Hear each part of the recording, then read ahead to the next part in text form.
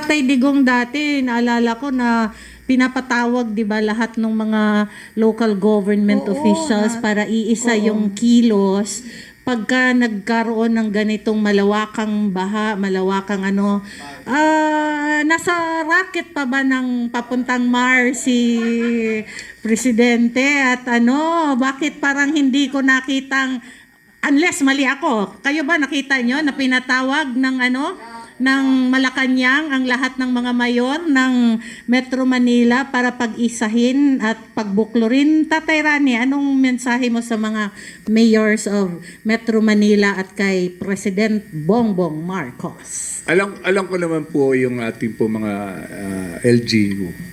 May mga political ambition pa po yan. Stepping stone nyo po ito. Kung kayo po ay may ambisyon pa na tumaas, sana ibigay nyo yung the best galing nyo sa paglilingkod. At speaking of paglilingkod, alam niyo naman yung tama at maling order. Sana maglakas loob din kayo na humindi. At ang taong bayan naman ang maghuhusga sa inyo. Kaya lang, karamihan sa local government natin, pag ako yumaman talaga, bibili rin ako itlog. Bibili rin ako ng itlog. At bibigyan ko sila ng mga baka truck na itlog.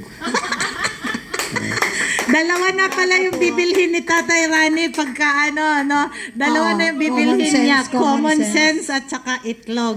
Magpatayo ka na kaya ng tindahan para may kakatok. Pagbilan nga po ng common sense. Pagbilan nga po ng itlog. Moving forward, Kaasa, kailangan balasahin na natin talaga to para talagang pigain ng gusto si Tatay Rani. Dahil alam mo, ang dami-dami mong followers, grabing ingay, nung comment section natin. Grabe. Kaya nga sabi ko, kahit nalubog ata sa baha si Sir Rab. Sir Rab, hindi nakarating. Huwag kang lumunok ng baha, lumangoy ka lang.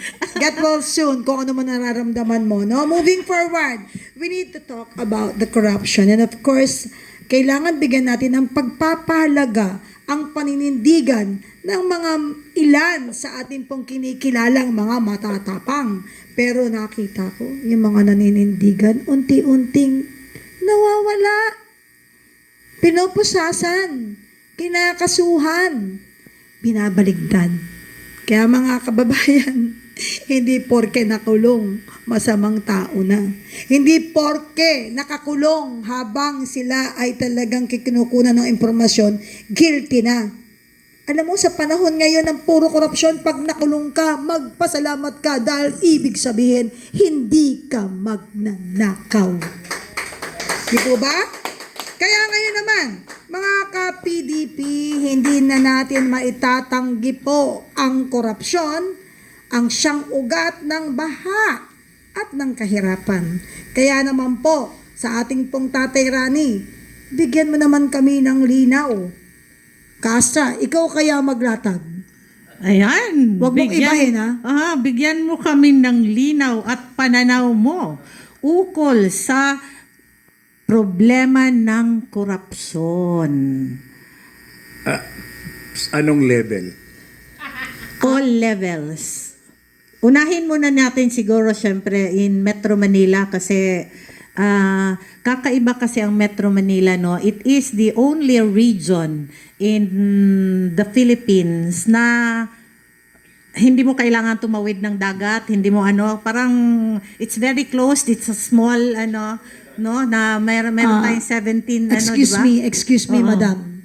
Sinabi mo nag-iisa at natatangi ang Metro Manila kasi hindi mo na kailangan tumawid ng dagat. Kaya pala, ba't ka patatawid na sa loob na ng bahay mo tubig? Hindi mo na kailangan lumabas para makapag-swimming, Magbe-bathing suit ka na lang. Ito, di ba statement niya rin, sabi niya nung sa Sonia, ang lawak na ng lupa na nilagyan natin ng patubig. Ayan. Ayun. Nagkatotoo sinabi niya. At hindi lang sa ground floor. May pa second floor pa. Di ba? Ano ang say ng Infinity Farm na may mga leveling ang talagang agos ng tubig mula sa kabundukan? Dito sa bahay. Doon naman tayo sa second floor. Meron din tubig doon. Umaakit na po ng bahay. Dati akit bahay lang. Ngayon, akit tubig. Magtatubig na. So, iklaro ko lang yung tanong natin ulitin natin para talagang masusugan ni Tatay Rani. Tatay Rani, bigyan mo ng paglilinaw, no? Ano po yung stand nyo dito? Tuloy-tuloy na natin to. Ang talagang gusto naming mailatag ninyo, inyong paninindigan sa korupsyon na nangyayari ngayon. Ilang salita? Isang salita lang? Kahit maraming salita, sabikan tao sa inyo dahil totoo lahat ng sinasabi nyo. Ouch! Salot kayo. Kapal ng mukha nyo. Wala kayong konsensya.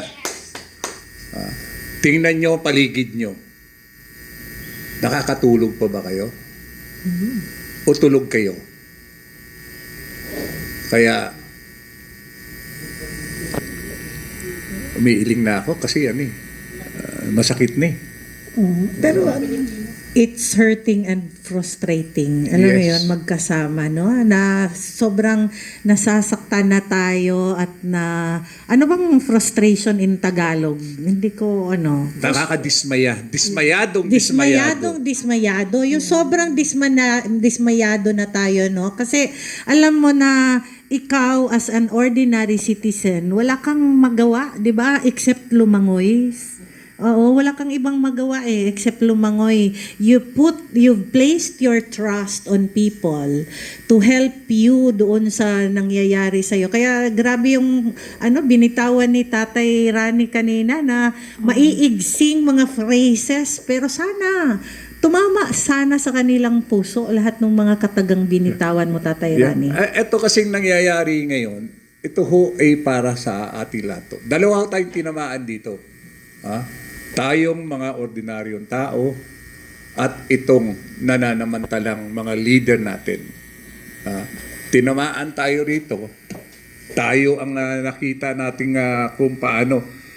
Hindi tayong mga mahihirap, kayong mga tinatawag nating pramdi, kayong kahit isang tuka, hindi tayo maiintindihan nung mga taong nilagay natin dahil hindi sila kauri natin.